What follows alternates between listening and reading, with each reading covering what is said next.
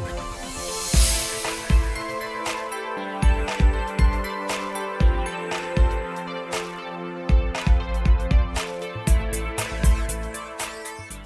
and welcome to Flory Models. Here we are with you on the Friday Roundup show on the 15th of September 2023. Big week this week because finally we finished off the Harrier. It's quite a bit of a long haul. It's a 15-part video build on this one, and to be honest there was hundreds, it felt like, of hours that never made it. Obviously I wasn't filming it, or it didn't make it into the edit, because a lot of this was all the preparation work to get it sorted. But it is done, and hopefully you've been seeing it come together over the last sort of 2 months. I think we've been working on this one, maybe 2.5 months, and but it's finally done. And as I said, if you watch the end reveal thing for it, or members will, you will know I spoke deeply about this kit and my appreciation for it, and how it's shame it's not available, because it really is very, very nice. And if Airfix are thinking about doing another one, I think it should be top of their tree. Honestly, I've just said, you know, the video, it's a British, or the last all British design, the Sea Harrier, before obviously it went off to be converted with the Americans' help and everything to the Aviate-B and stuff. So this is technically one of the last British sole aircraft right the way through, being the Sea Harrier. So that must put it on Airfix's radar, definitely, because it's an iconic aircraft. Secondly, 1/24 scale, it's not too big. It's not massive. It's probably the same size of around about a 32nd F-15, perhaps even that might even be a little bit bigger looking at it.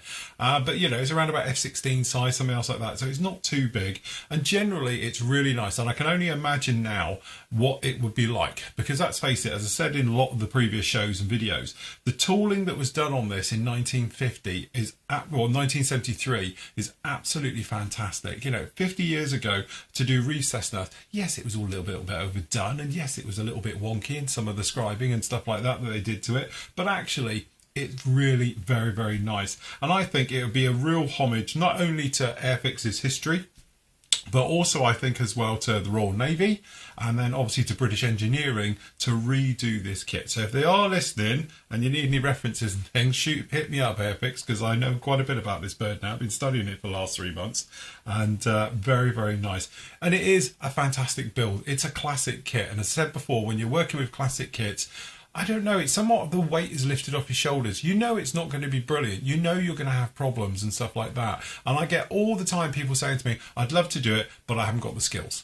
You know, I don't honestly believe that. What you can do is just take it in stages and slowly, and no one's expecting perfection. This thing's got faults. All my models have faults over it. Anybody who tells you their model doesn't have fault, I'm telling you now, is a liar, because I've got loads of faults on this. The kit itself isn't that accurate as well, so there's inaccuracies right over it. The pitot connection to the aircraft's completely wrong on this. But anyway, it's one of those areas I did want to try and fix, but we sort of run out of time with the build. But generally, some areas we fixed on this, some of them we just let slip and go right the way through it. Some of it we detailed up and we added bits and pieces. Other things we decided, you know what, it's probably not worth the time into it. And that's the great thing about these classic kits. When you're working on the classic one, you can pick and choose which bits you actually want to do and how you want to sort of go about it as well. You know, do you just want to get it all together and then work on it? Do you want to do it all in little sub-assemblies? You know, again, it's your choice, it's your model, and it's your enjoyment and your time into it. But honestly, if you can get hold of this kit now, honestly, I would. You know, they're starting to get strong money over on the old Evil Bay and all the rest of it, but I really do think it's going to be one of these aircraft. If somebody doesn't retool this, at least in 1/32nd, if I can't have a 1/24th one again, I would build another one in a heartbeat, because they are that nice. Obviously, the Sea Harrier, this one here, and then obviously its later cousin as well, the FA2 versions, slightly bigger, slightly longer. It's got the different radar in there and all the rest of it, but still two very, very much iconic aircraft again. And then obviously when you get down to the lines of doing GR7s and that, obviously in 32nd, they're not the most accurate and they're not the best kits either, but obviously Trumpeter's got your back on that one, because obviously they do the plethora of, you know, US Navy Aviate-Bs, and then obviously they did the GR7 kit as well, which actually isn't too bad. But it has been a lot of fun, and that's the whole point to this. You want to be building stuff that gives you two things, I always think. One is enjoyment throughout the entire build, because that's what you're doing. You're not paying to have this, you're paying to have all the journey that leads up to it. And I know that's one thing that gets my goat sometimes, the way people talk about kit costs and prices and stuff like that. And I said before, you can have a round of golf for a couple of hours. It's going to cost you how much? You go and watch a football match, or, you know, a game or something else like that. How much is that going to cost you? So when you think of the hours that you might put in research, just generally getting an idea of what you're going to go, looking at any aftermarket parts you want for it, actually building it, going through the stages of that, painting it, weathering it, and all those different things. How many hours of enjoyment do you get out of that kit? So if that kit does cost you 50, 100, 200, 300 quid. If you've got into this, like I've got installed into this, probably around about 100 hours, then at the end of the day, I think that's still money well spent. If you're looking at it as a 100 quid kit, it's £1 an hour. Cheap. I don't think that's a problem. But again, it's one of those things where you can literally spend as much time on these things or as little as time on these things as you want to. And that is the great thing about it. But doing these old classic kits, I just think they give you a real sense of, yeah, we got there. I've done some really nice kits this year. Like did the Tamiya Giant 32nd, F15. That's a beautiful kit. It goes together absolutely gorgeous. And it was lovely. Can't really remember building it. Honestly, I only did it a few months ago, and unless the old grey cells are on their way out. But honestly, I don't remember doing it. And instead, I'm looking down at some of the other ones we did. We did the Zucamori Phantom. Again, beautiful kit. Fantastic markings and all the rest of it. Do I remember it well? Not really. Same with the ICM one, and obviously I've got the Tempest over there as well. I don't really remember doing them, but I can take you back to every stage I did this. And I think that's what the thing is that it stays with you, right the way through. And the big thing, of course, is that I've learnt new things working on this as well. We often say about this hobby is great because obviously you're learning, you're developing your skills, you might be trying new techniques, new products, things like that. I did some things that I've never done before on this one. One is using UV resin as a filler, just building up the back here. I didn't make a big thing of it on the video because I didn't know what I was doing. It might not have even worked and I made a complete mess with it. Doing a lot with 3D printing now, and I'm thinking, okay, so polymer resin is UV light curing. Could I use it as a filler? Turns out you can, and it works really well. And watch out, I'll do a video solely on this technique in the near future as well. But I used it on here. Other things as well, I've never been brilliant at chipping.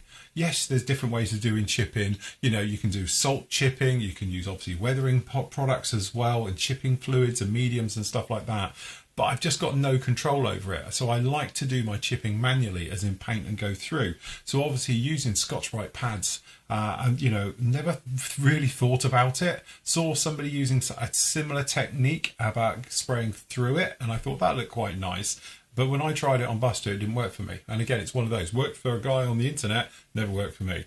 But then again, I adapted it and changed it and got it to work. And I think the chipping has come out on this probably the best I've done chipping, or definitely best for in scale that I've done in a long, long time. Because again, it just gives me that level of chipping that I wanted. So out of this, I've learned two important things. We've learned about chipping, we've learned about using UV resins and stuff like that, and that's worked really well. Not to mention all the other work that went into this one as well, obviously about using the seat, adapting the seat, finding out that actually the scaling is completely wrong for this kit. So if you was just to put in a 1/24 scale seat, it doesn't fit.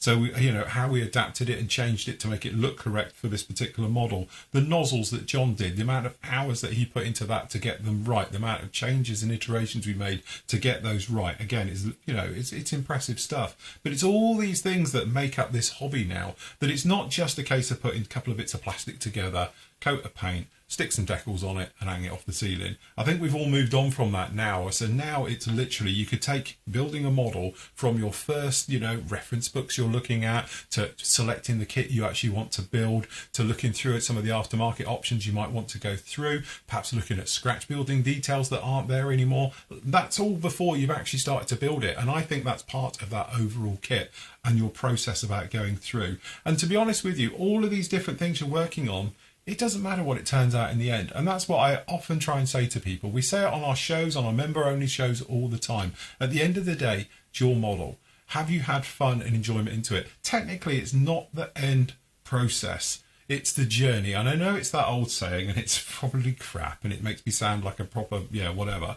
But it is. It's your journey that you're making your way through from it. And as long as you're learning, and you're sort of perfecting, or whatever you're doing with your skills and everything else like that, even if it comes out rubbish at the end of it and you've got dodgy paint or the weathering didn't work and everything else, you've still gone through all those other processes. And sometimes I feel that people, they'll build a model and then just before they get to the weathering, they get a little bit worried. And to be honest with you, Andy on the team is a classic for this. He doesn't know I'm going to talk about him now, but I will. But Andy is a classic because he overthinks it.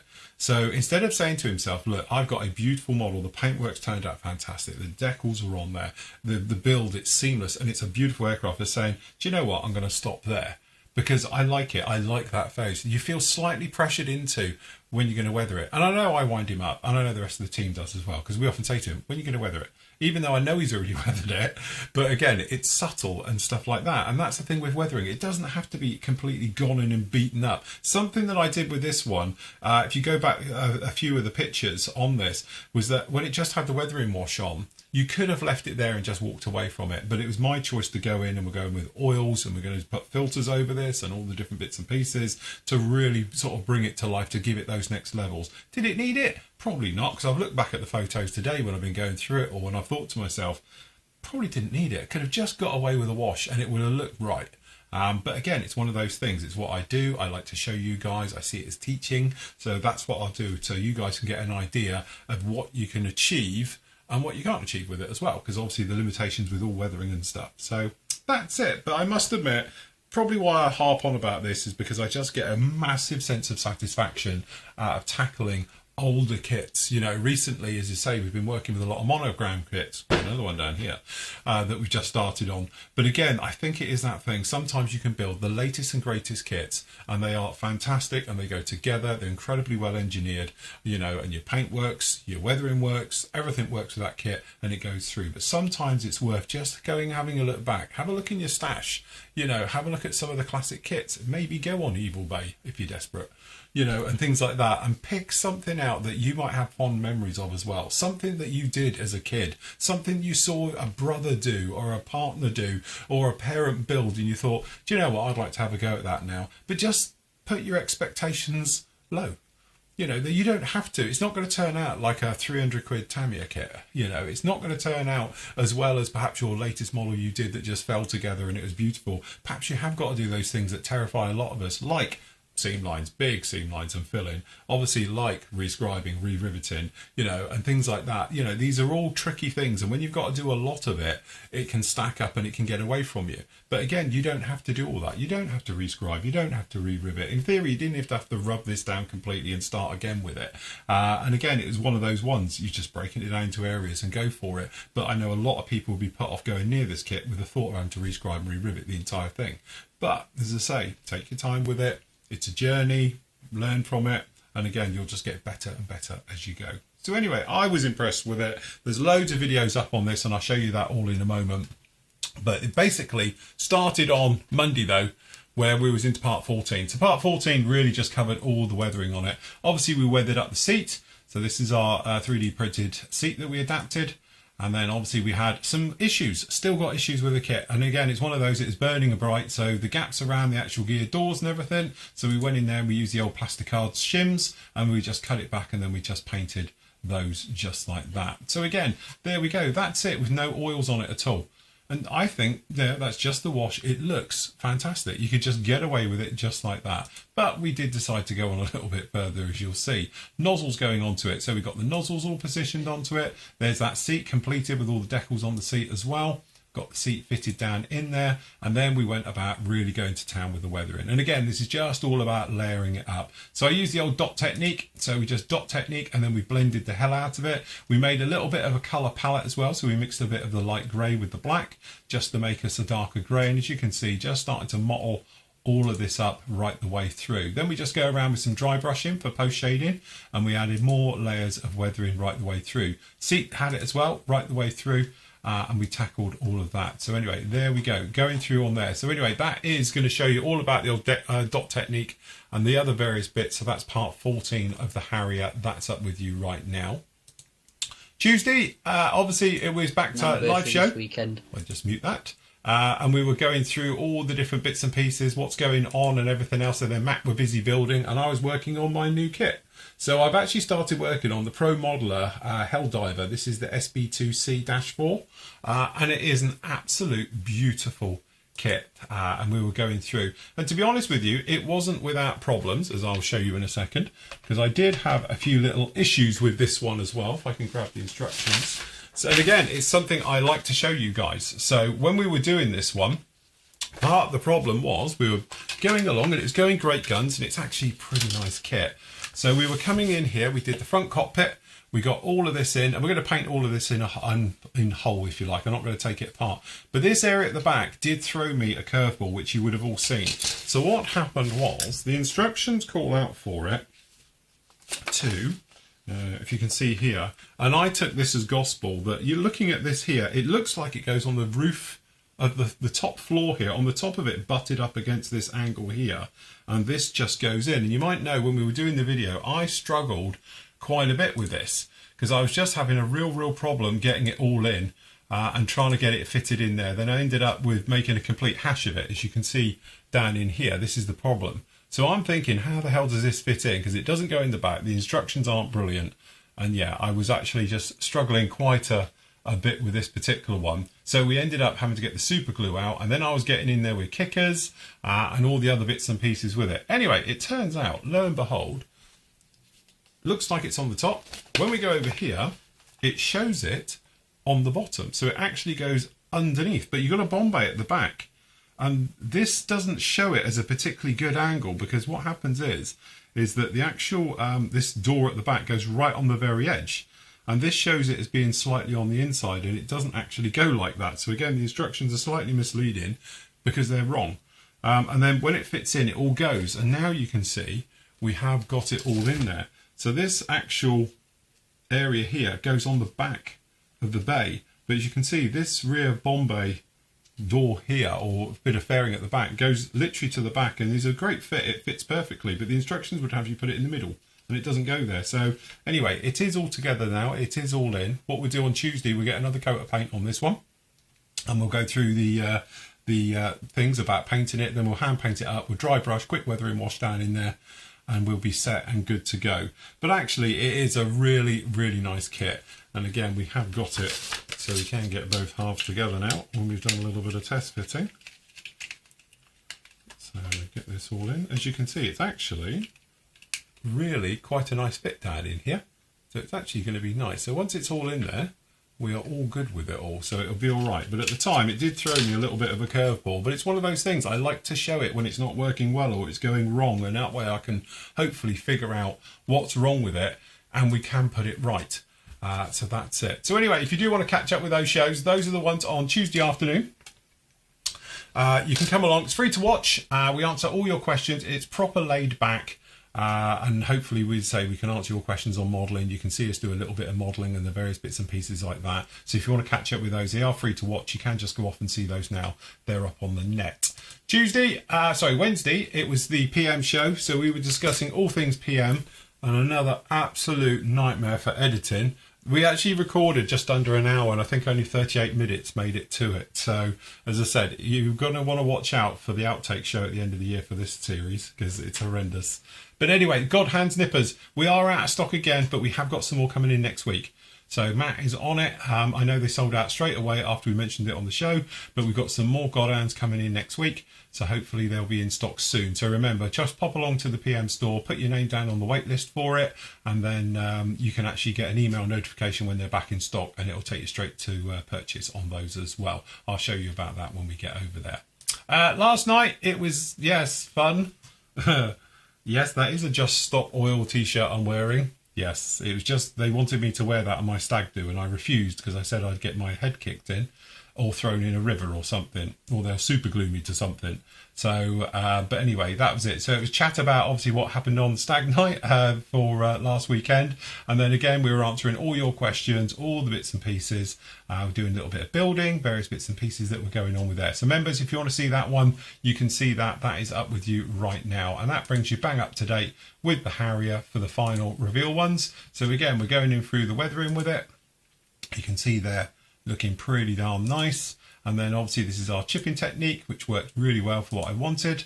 And then as you say, you've got the the weathering going down in there. We replaced the pitot tubes and the fuel dump valves as well with some brass tube, 0.6mm tube, which worked quite well. There we go, that's that one on there as well. And then it was fitting all the little aerials. So we've got the aerials, we've got the weather vane on the top and all the various things. We've got the sidewinders in. We made up some sway braces as well for it. And then we did the final oils as well. So we're using these neat and then just blending them in afterwards and doing dragging. So we gave it some salt marks, some little rain type marks onto it, and then obviously a lot more grime and weathering on the top to complete off the build. Oh, a little bit of exhaust work as well, clearly, because Harriers are smoky things down there on the back. So yes, that's in there right now. You can go off and see, and she is here all completed. I've got a couple of videos up for it as well, showing it all done. There's a reveal video doing the things on Instagram. I can't show it, I'll get copyright striked every time I show it, but apparently it's all right on Instagram but not on YouTube.